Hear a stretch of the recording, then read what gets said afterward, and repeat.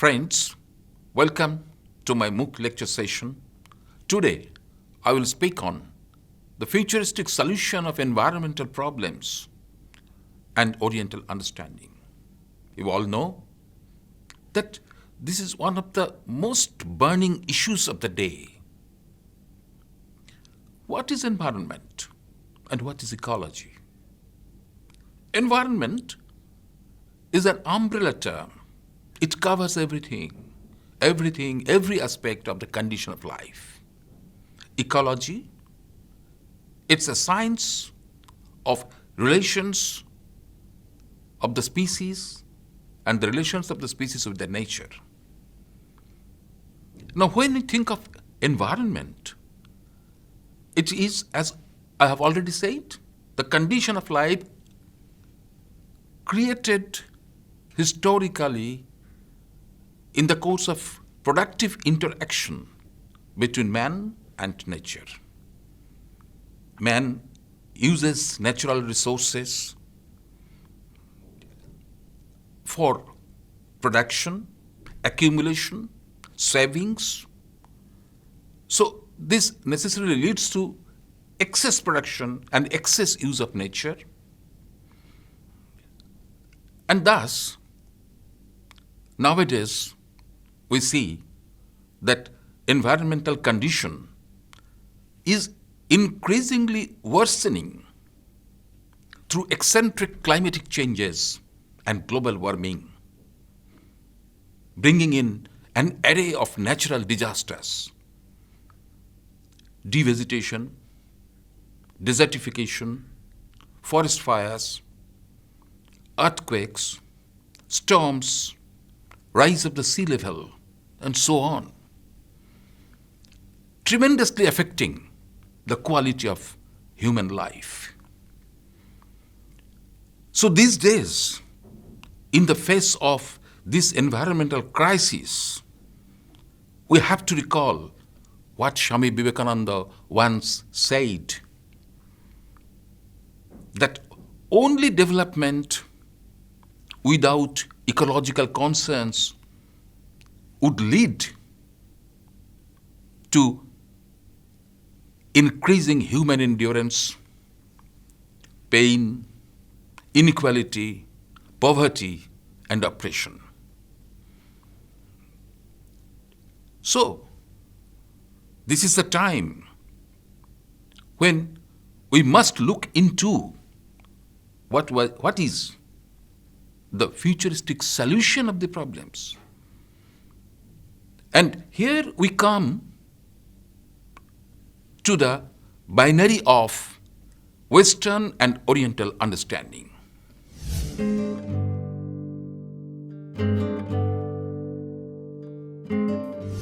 In Europe, in the West, materialism prevails, and the scientists, the environmentalists have been in search of technological solution to industrial pollution created by uncontrolled use of machineries, uncontrolled growth of industrial society, and so on. What is surprising that their acceleration of technological advancement, their mechanization, are leading to environmental crisis. At the same time, they are trying to find out the technological solutions, which is impossible practically. There is another side of environmentalism in the West, which may be called state environmentalism. They can't stop their project of development, but they say that they are pursuing the policy of developmental economy with the declared objective of scientific conservation. This is also contradictory. On the one hand, you would go on with your projects of technological advancement, developmental economy. On the other hand, you will speak of scientific conservation. This is contradictory. That's why recently the real Western environmentalists are actually frustrated with their state policy. Their attention is now being drawn to the Oriental understanding of the environment, the Oriental discourse. You see, there is a basic difference between the Western understanding and the Oriental discourse on the issue. There is a basic difference. The difference lies in the attitude towards nature, in the philosophy controlling the relations between man and nature. In the West, they think that nature would be dominated. At the same time, the nature could be protected by some technological inventions. In the East, we find that the basic idea of environment lies in the perception that there must be the coexistence of man and nature, not the question of domination. There should be a coexistence of man and nature. In modern times, in India, the philosophy of environment was first codified in modern terms by Mohandas Karamchand Gandhi. He was staunchly opposed to Western type of industrialization. To Gandhiji, Western model of development meant the destruction of society's equilibrium with nature. Hence, he insisted upon the evils of city life and virtues of the rural life. Gandhiji wanted replacement of machineries operated by non-human sources of power by the machineries run by men at work. That is the basic difference. At the same time, Gandhiji combined a moral critic with the question of development.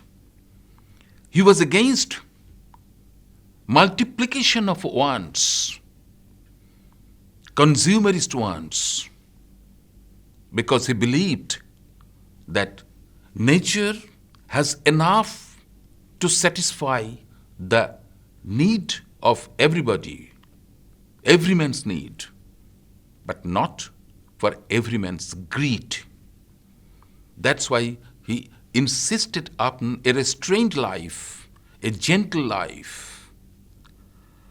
Gandhiji relied on the traditional custom of India, natural wisdom of India, which taught us to live in harmony with nature. This philosophy is advocated in a far more deterministic and futuristic way by our present Prime Minister, Mr. Narendra Modi, who advocates in his idea of Prakriti-Kendric Vikas for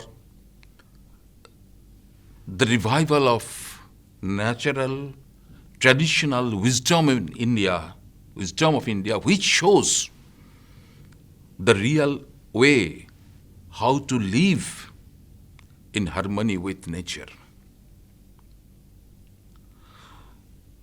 So, as you have already noticed, there are two poles. There are two poles of understanding. The question is how to live with nature in ecological harmony,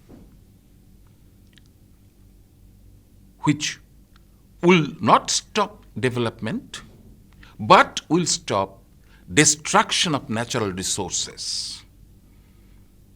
And our traditional natural wisdom tells that.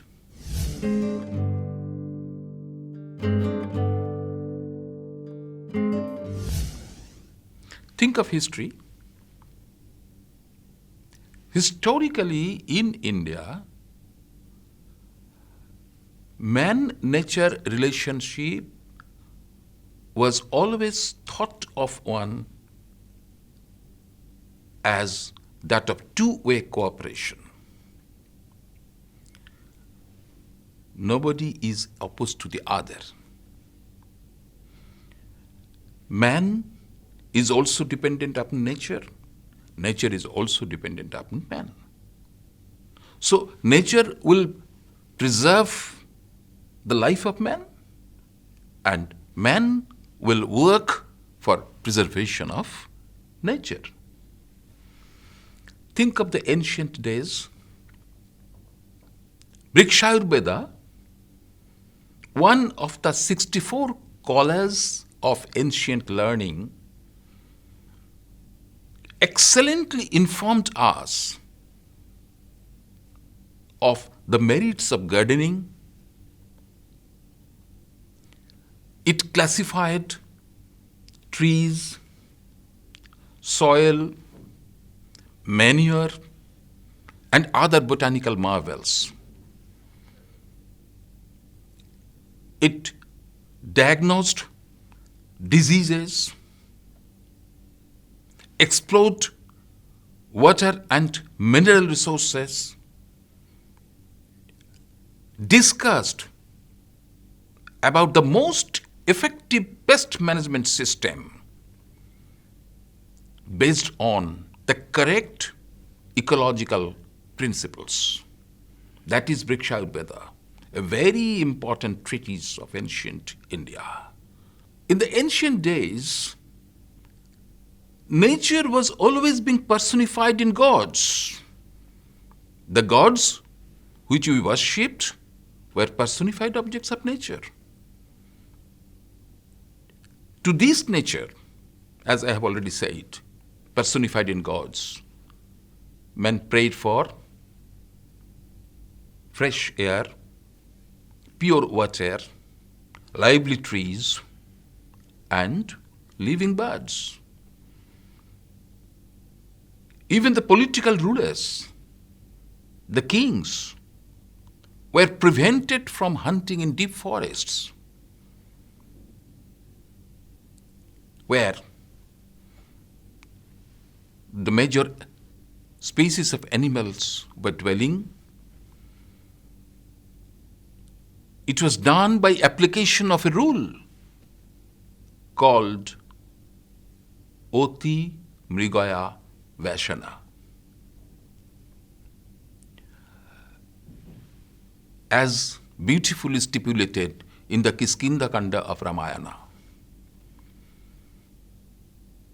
Man always prayed for good nature, as I have already stated, fresh air and pure water, birds and trees. Madhubata smatayate, madhushkaranti shindhavah. The trees were stated to be gifted with Vriksha Chaitanya. The trees were worshipped. That was called the effigy culture. The trees were worshipped as Chaitya Vriksha, Bodhi Vriksha, Kalpataru in Mahabharata and Buddhist and Jain texts. Water was glorified as sacred in the Mahanarayana Upanishad. that the Vedic seers regarded art as a sacred space is evidenced by such references as Angana Gandhi Shurabhi, Mriganama Mata in the Aranyani Shukta of Rigveda. In the Prityashutta of Atharva Veda, earth, Mata Bhumi, Putrahama Prithibha, is celebrated for our all natural boundaries and gifts of herbs and vegetation.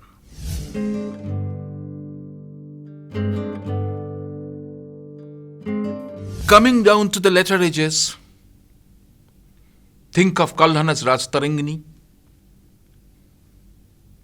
Maladhar Basu's Sri Krishna Vijaya, or the Mongol Kabbas. All these are full of descriptions how to live in nature. A study of all these literature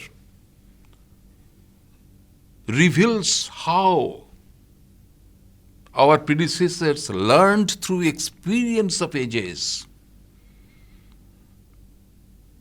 the principle of accommodation and adjustment with nature. How they developed an Asiatic environmental management system constituted by socio-cultural, religious institutions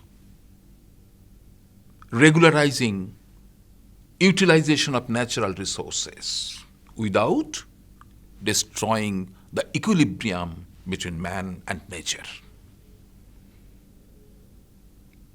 Sometimes we think that what's the utility of religious customs, such as tree worship, such as phallic worship? You see, these are not without context. When we go for tree worship, then actually we preserve nature.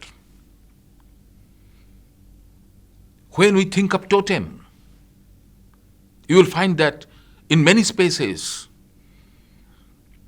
the concept of God comes from the forest-dwelling animals.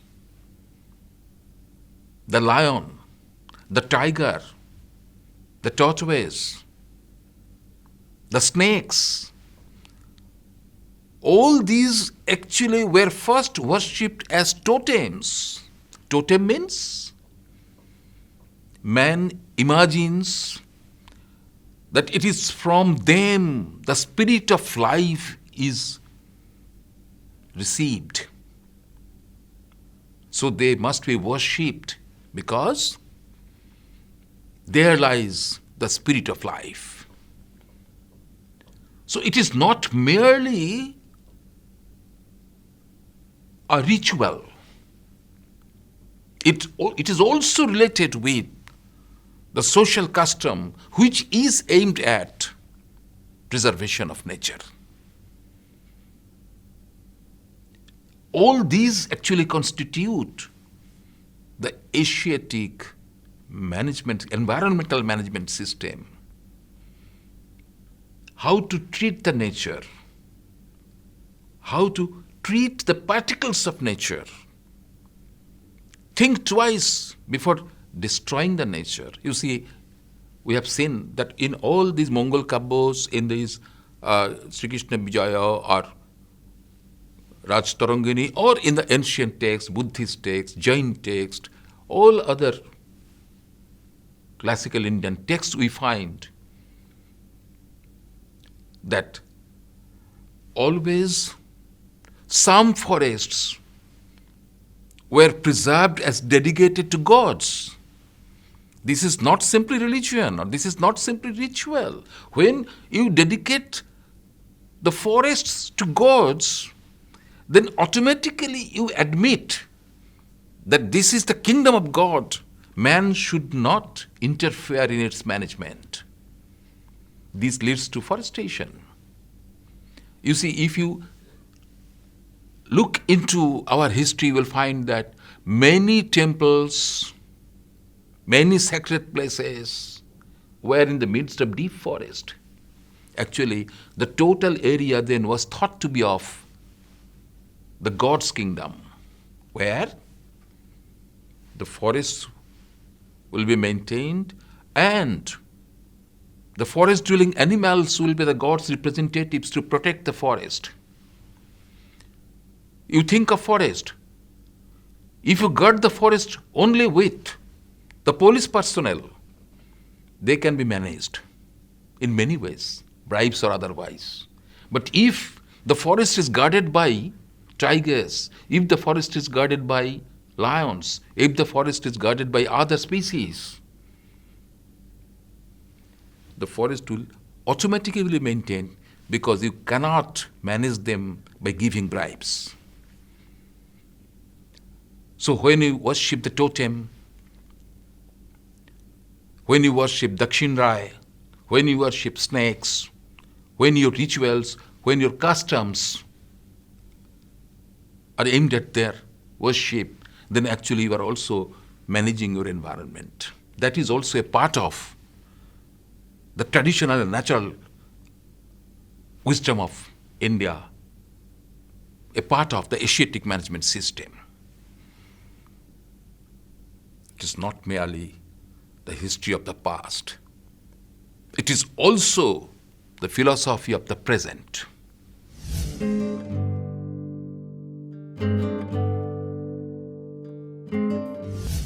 Centuries later, now we have come to admit that this is necessary. That's why our Prime Minister has emphasized the revival of that traditional natural wisdom which really shows the way how to live with nature, how to live in ecological harmony through a quest for spiritual and physical symbiosis. That does not mean that we would stop developmental performance or developmental economy. Of course, developmental economy will continue, but that will continue in a different way with a mechanism dedicated to the production of eco-friendly materials, with the replacement of fossil fuels by some natural renewable energies such as the solar energy, such as the hydro energy, such as the wind energy, such as the biofuel, such as the green hydrogen. All these are within the scheme of our government, within the scheme of our Prime Minister. If we go in this way, we can certainly bring in a circular economy that is called circular economy. That is the need of the day. What do we mean by the circular economy? The basic principle of circular economy is development through use, preservation, and reuse. So there are three aspects. First, we would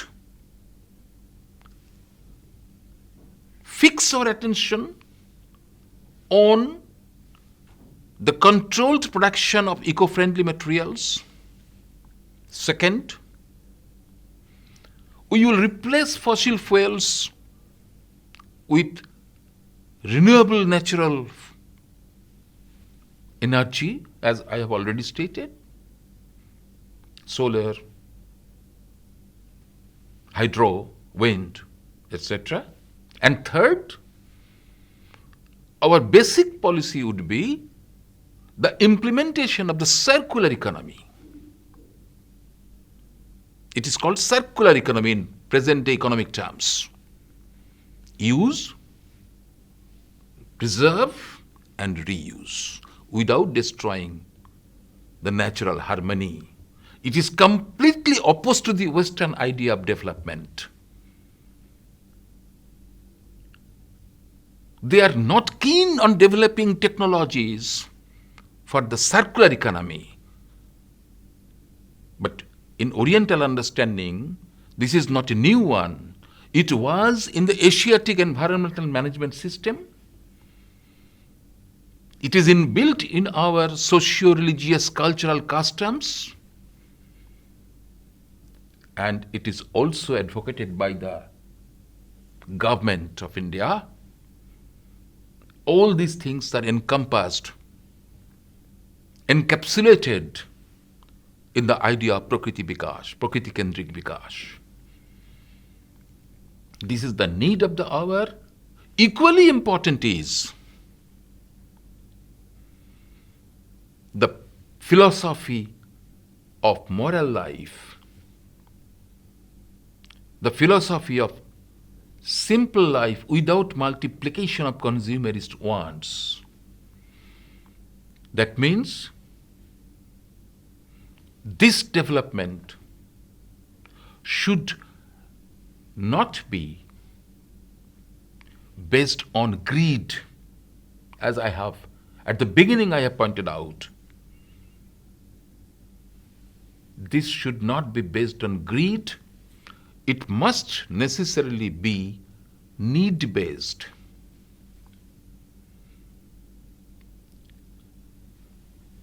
The moral aspects of industrial city life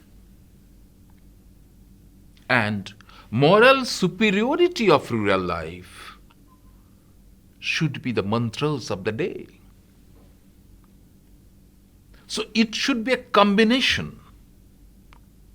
We are not asking for stoppage of developmental process. We may compose in verses, thou fire she aranno love nagor, but not that we are only for aranno. Forestation, the policy of forestation does not mean that we will go back to aranno. We will go back to forest, not that. Forest will also be there, we will also be there, our development will also be there. But again, I am pointing out that there should be the circular economy.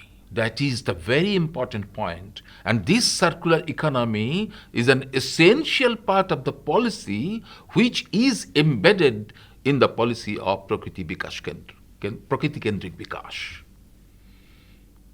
So again, I am repeating, friends, development will continue, but not excess technological advancement, because that will destroy our life. Our development will ultimately lead to destruction. To be aware of this, the other part of the scheme of Prakriti Kendrik Bikash is that it should be combined with the moral principles, the moral aspects of city life, and the moral superiority of rural life. These should be acknowledged. These should go hand in hand, and that will defeat the Western model of development.